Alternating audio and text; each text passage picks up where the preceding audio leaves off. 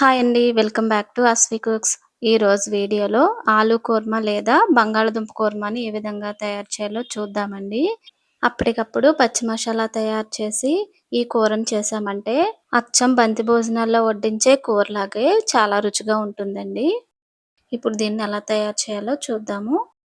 ముందుగా అరకిలో బంగాళదుంపలను తీసుకుని శుభ్రంగా కడిగి 2 ముక్కలుగా కట్ చేసి తగినంత వాటర్ వేసుకోవాలండి. నేనిక్కడ కుక్కర్‌లో ఉడికిస్తున్నాను.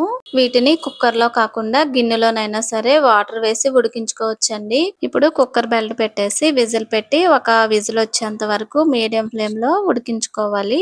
ఒక విజిల్ వచ్చిన తర్వాత స్టవ్ ఆఫ్ చేసుకుని ఆవిరంతా పోయిన తర్వాత మూత తీసి ఈ బంగాళాదుంపల్లో ఉన్న వాటర్ అంతా వంచేసి పైనున్న తొక్కను ఒలుచుకోవాలండి. ఇలా ఉడికించిన వాటిలో నీళ్లు పోయకండి. దుంపలు చప్పన వచ్చేస్తాయి. చేయి తడుపుకొని ఒలుచుకుంటే సరిపోతుంది. దుంపల్ని మరీ ఎక్కువగా ఉడికించకూడదండి. ఇలా తొక్క వస్తే సరిపోతుంది. ఈ దుంపల్ని కొంచెం పెద్ద సైజులో కట్ చేసుకుని పక్కన పెట్టుకోవాలి. ఇప్పుడు స్టవ్ ఆన్ చేసి బాండీ పెట్టి 4 టేబుల్ స్పూన్ల ఆయిల్ వేసి 4 ఉల్లిపాయల్ని సన్నగా చీల్చుకుని వేసుకోవాలి. అలాగే 4 పచ్చిమిరపకాయలను కూడా చీల్చుకుని వేసుకోండి. వీటిని మీడియం ఫ్లేమ్‌లో పెట్టుకుని మూత పెట్టి మధ్యలో కలుపుకుంటూ దోరగా వేయించుకోవాలి. ఉల్లిపాయలు ఈ విధంగా వేగాలండి. ఇలా వేగిన తర్వాత మీరు తినే టేస్ట్‌ని బట్టి ఉప్పును వేసుకోండి. ఇక్కడ నేను ఒక టేబుల్ స్పూన్ ఉప్పును వేశాను. కొంచెం పసుపు, ఒక టేబుల్ స్పూన్ కారం వేసుకొని ఒకసారి కలిపి ఇలా కలిపిన తర్వాత ఉడికించిన బంగాళాదుంప ముక్కల్ని వేసి ఈ ముక్కలకి ఉప్పు, కారం పట్టేటట్లుగా 1 నిమిషం పాటు మూత పెట్టి మగ్గించాలి. ఈ విధంగా మగ్గిన దాంట్లో ఈ ముక్కలన్నీ మునిగేటట్లుగా వాటర్ వేసుకోవాలి. ఇలా వాటర్ వేసిన తర్వాత ఒకసారి కలిపి మూత పెట్టేసి ఈ కూరని దగ్గర పడేంత వరకు ఉడికించాలి. ఈలోపు మనం మసాలాను అయితే తయారు చేసుకుందామండి.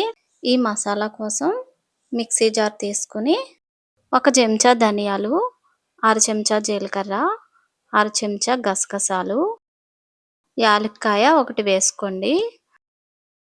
4 లవంగాలు, చిన్న దాల్చిన చెక్క, చిన్న ముక్క అల్లాన్ని వేసుకోండి. 7, 8 వెల్లుల్లి రెబ్బలు వేసి ఈ మసాలాలన్నిటినీ కొంచెం వాటర్ వేసుకుని మెత్తని పేస్ట్‌లా చేసుకోవాలి. కూర ఏ విధంగా ఉడుకుతున్నప్పుడు మనం చేసుకున్న మసాలా పేస్ట్‌ని ఈ కూరలో వేసుకుని ఒకసారి కలిపి 1 నిమిషం పాటు ఉడికించాలి. ఇలా అప్పటికప్పుడు మసాలాని చేసుకుని వేసుకుంటే కూర చాలా బాగుంటుందండి. ఇలా మూత పెట్టి ఉడికిన తర్వాత చివర్లో కొంచెం పాలుని వేసుకోండి. టేస్ట్ చాలా బాగుంటుంది. ఈ పాలను వేసి ఒక 1/2 నిమిషం పాటు ఉడికించి స్టవ్ ఆఫ్ చేసుకోండి. అంతేనండి, ఎంతో టేస్టీగా ఉండే బంగాళదుంప కూర్మా రెడీ అయినట్టే. ఇలా మీరు కూడా ట్రై చేసి ఏ విధంగా వచ్చిందో కామెంట్ చేయండి. వీడియో నచ్చితే లైక్ చేసి, షేర్ చేసి ఛానల్ని సబ్స్క్రైబ్ చేసుకోండి. Thank you for watching.